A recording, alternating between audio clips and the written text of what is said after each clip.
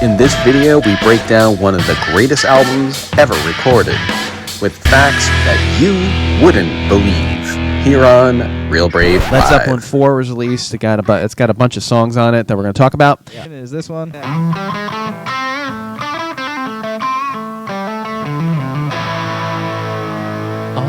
Do you know this album? I have been known to Zepp. I've been known to get the lead out. Oh, of course. I said that to a DJ at a high school dance one time, and he was like, "Get away from me." As he should be. It was actually our homecoming. I was like, "Hey man, get the lead out," and he was like, "What?" Yeah, he was trained to say that. Yeah. He learned that at DJ school. Yeah. So Led Zeppelin's iconic fourth album was released 52 years ago today. And by the way, those first few albums were made in less than 2 years. How do you know it was the fourth album? Because it was named nothing. Oh, okay. But it was the fourth album. Oh yeah, right. So, and that, interestingly enough, there was no name on the cover of the album. It's technically untitled. Yeah. It's technically untitled. But the first three albums were titled Led Zeppelin I, right? 2 and 3. And Well, Led Zeppelin, Right. Led Zeppelin 2, Right. Led Zeppelin 3. Right. The thing about this episode today is there's a lot of facts here that I found in a variety of websites. But Business Insider, Forbes. I'm never gonna You never lived that down. No. It's better than Rolling Stone. But it's mostly overblown fandom Really? that I found. Really? Yeah, like there's no fact. It's just people going like, well, maybe. It's the I lore. think It's the lore. I love the lore. it's incredible. If you are that famous and you've got people making up shit about you, seriously, that's amazing. That's the dream. It is the dream. Viewers, make up some stuff about us. Put them down here in the comments. In the comments, go with your craziest fan theories Yeah. about us. Yeah. Famous hand model. That's true. And Dan's a figment of my imagination. That's all. Woo. Okay. I was introduced in the third season when the ratings started to go down. I was brought in as the. But you've got a very strong character. We've got a little background. Your hero backstory is really coming up strong. True, but there's a mythos. How do you know all this stuff? How do you know it? It's Years of isolation and loneliness. Oh, It's- okay. So so the first three albums had some sensible titles, but when it came to this one, it sparked some outrage because people didn't know what to call it, especially the record label. It made them it infuriated Atlantic Records because there was no title to it. But it's not unprecedented. Was the White Album titled The White Album? To the Beatles. It was titled The Beatles, right? Yeah, there was nothing on the cover. Right. And it infuriated the label. But the band did include 4 symbols on the cover, and one that represented each group member. Those are on the cover? I thought it was just a guy. Well, it's the Oh, okay. In the jacket. in the what do you call the sleeve? The sleeve. Yeah. Is that what you call it, Brian? Sure. Okay. The symbols that the band chose for themselves on the album don't really mean as much as you think, though. There's all this fan lore about what they actually mean. So if you look at it, you've got this ZOSO thing, right? And people are reading too much into them. When you get down to it, it sounds like John Paul Jones and John Bonham just said, look, we'll just pick these, whatever, sure, whatever. And Robert Pants, Robert Yep. Pants and Jimmy Shirt. Yeah. Robert Plant picked the feather in the circle from some mystical account of some lost civilization that probably never existed. I mean- it was probably like one of those hippie things that, they were like, oh, that's really far out, man. Sure. Page's ZOSO goes way back. It doesn't really say that, but it's more of like his representation of Capricorn from a document dating back to the 1500s. By the way, this is a band. I Sing songs. I'm seeing a representation of Saturn. Yeah. I don't know if that's the Greek god or the Roman god or the planet Saturn, the planet. Saturn. The Yeah. planet. Yeah. But it does derive a symbol for Saturn or for Capricorn. But there's nothing satanic about it. And there's a lot of these fan sites that are going on and on and on about the occult, Jimmy Page, and the band. So I had always heard most of that around the film The Song Remains the Same. Has anyone ever seen that terrible film here? I love Is the it- album. Yeah. So it's Yeah. it's a live concert, but there are these film segments in it, and Page's segment is very But wait, occulty. That's not the album name. That's not even a word. There is a live album called The Song Remains the Same. I'm thinking about the song, the album that song is on. It might be Houses of the Holy. Houses of the Holy, yeah. But sorry to steamroll what you were talking about. No, I was just saying that I feel like I don't know if this stuff. I mean, I was not alive when this happened, so I don't know. But I feel like after The Song Remains the Same, that's when all the satanic stuff really came out because people saw that film and saw all of the weird satanic imagery in that section. Well, being that I was Altar Boy? no, I mean it was 1971, so I was still swimming in my father's balls. How was the water in there? Did you have goggles on? Was this snorkeling?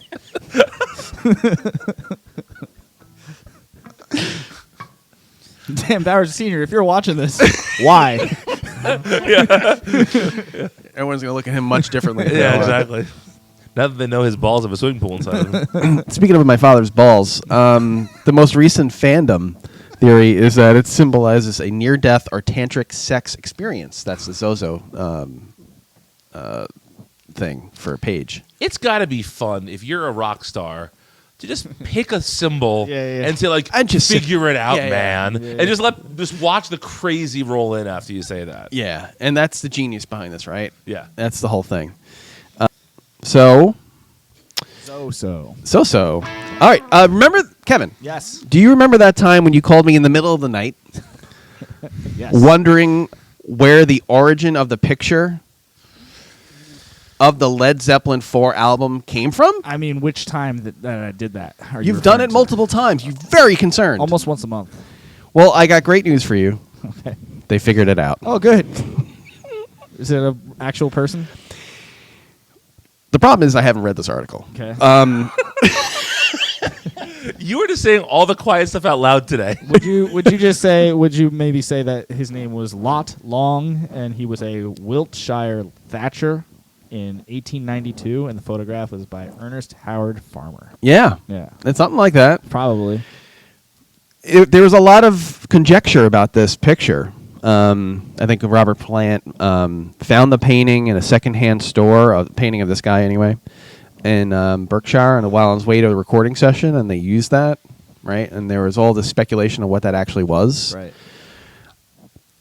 This article that we found on loudersound.com, not Business Insider, sorry to disappoint you, solves the mystery.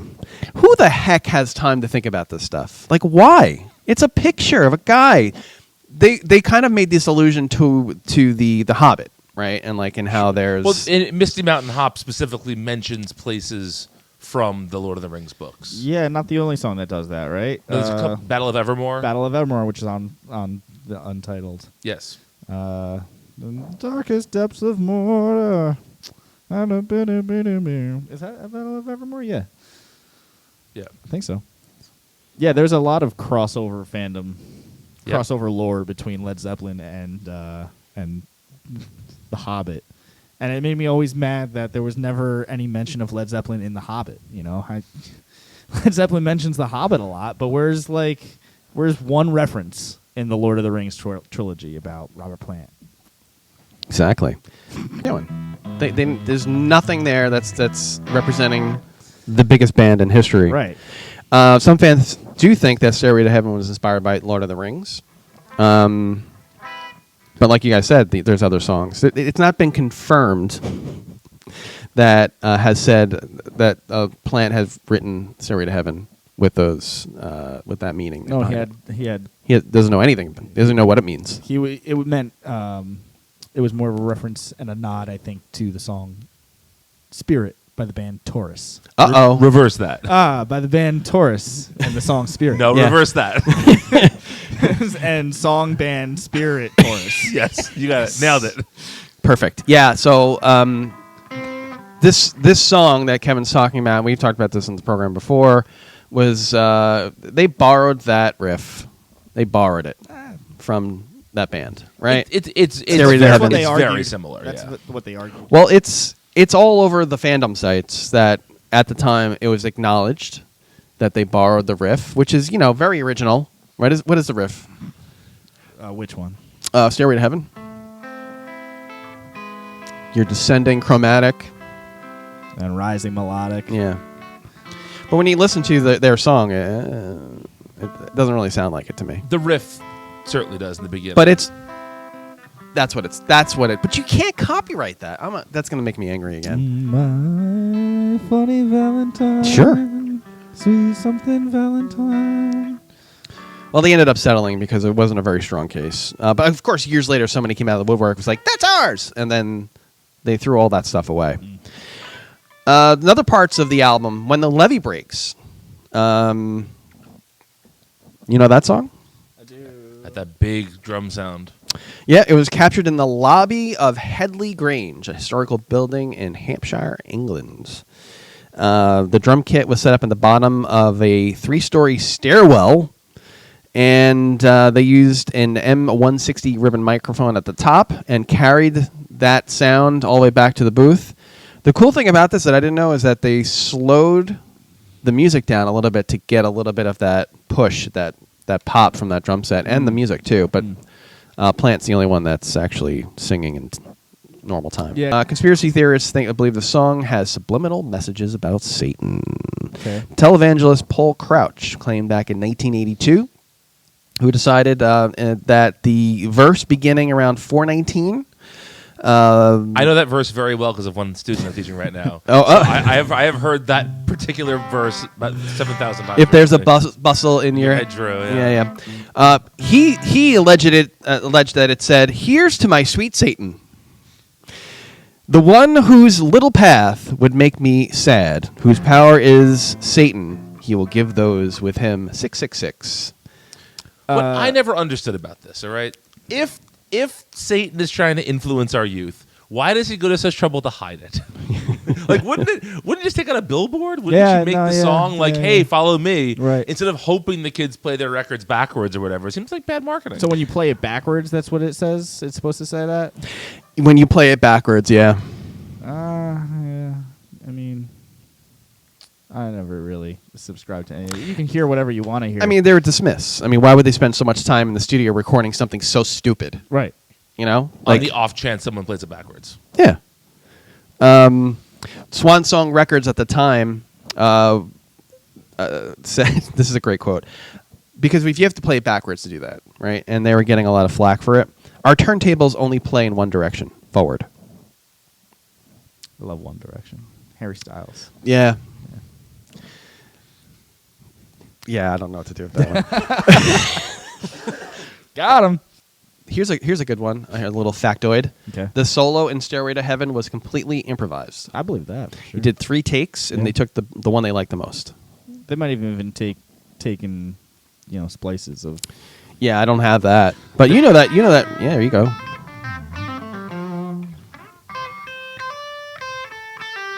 Didn't he? He didn't bend that.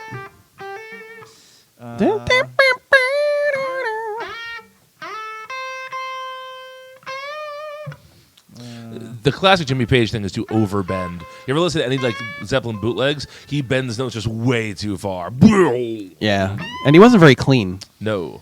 No, in fact, Not that I should talk. I mean, that's one of the things I really like. If you listen to the song, what was when we were talking about before? That's on Houses of the Holy. Oh, the song remains the same? Song remains the same. He's got a solo in the beginning of that one that's just like, it's on a technical level like so super sloppy, but like also at the same time very clean, and it's like this, it's like almost like an untrained bluegrass picker, Yeah. Yeah, they're gonna call the Led Zeppelin the New Yardbirds, right? Yeah. And then Keith Moon said, "Oh, that'll go over like a lead balloon," or something. Yep, right? exactly. Yeah, you got it. And then he drank himself to death. Who's laughing now? Yeah, Moon? jerk. Why? Like, Why why? are you picking on this dead man? Aleister Crowley that's a messed up dude. He's weird looking, and he was alive for a relatively long time. Tell me and about who he was. he was an occultist. What is an occultist? I don't really know what occult. I guess you're just into the dark arts. The dark arts. The dark arts. So, like, are we talking about like witchcraft? Are we talking about like Yeah. astrology? I'd say probably the place where those things all come Yeah. together. paganism. The intersection of Yeah. all of that. Yeah, he founded the religious philosophy of Thelema, which I probably said that wrong, which is based on a spiritual existence he had in Egypt in 1904, which he claimed to be contacted by a supernatural entity named Alwas or Iwas, or what does that say? Iwas. That led to writing of the Book of Law, which came to form the basis of this new religion. And his motto, "Do what thou which shall be the whole of the law. Love is the law, love under will." And some of his writing can be seen on Led Zeppelin III. "Do what thou wilt, so mote it be." It's some of his principles. And Jimmy Page bought his house, Great. and like weird stuff happened. He was a controversial figure, and he was quoted as the wickedest man in the world. So the reason why I bring this up is because there's a huge conglomerate of fandom that believes that Jimmy Page sold his soul to the devil. And there's all these theories. I'm gonna post it. Check out the links in the description of what all their music means. Whether it's going to the Lord of the Rings, which you guys had a nice breakdown of that. Yeah. It's such a shame that they didn't get included on the soundtrack. Right. Yeah. Or a credit. Yeah. Something. But yeah, I mean his interest definitely Page's interest spilled into the music. Plant's interest in the occult spilled into the music, but the other two didn't really care. No. They were just bass and drums, just trying to rock out, guys. Absolutely. And to me, the most interesting part of that band musically is always the bass and the drums. John Paul Jones. John Paul Jones doing the cool keyboard stuff. Yeah. I like his bass lines, and Bonham is just a killer drummer. Oh my god, yeah. Killer, dude. So those are facts you need to know about Led Zeppelin IV, but are mostly were they facts? yeah, they were. And do we need to know them? That you need to know, but they're mostly overblown fandom. All right, yeah. And that's about it. That's all I got. Great. So join us next week. For some more of this, where we'll do something equally as entertaining. Sure. And talk about something else that is probably trending on our socials. Yes. We've got 3,000 subscribers. Hey, if you're one of them, drop a like or a comment in the comment box. You should comment on the comment box.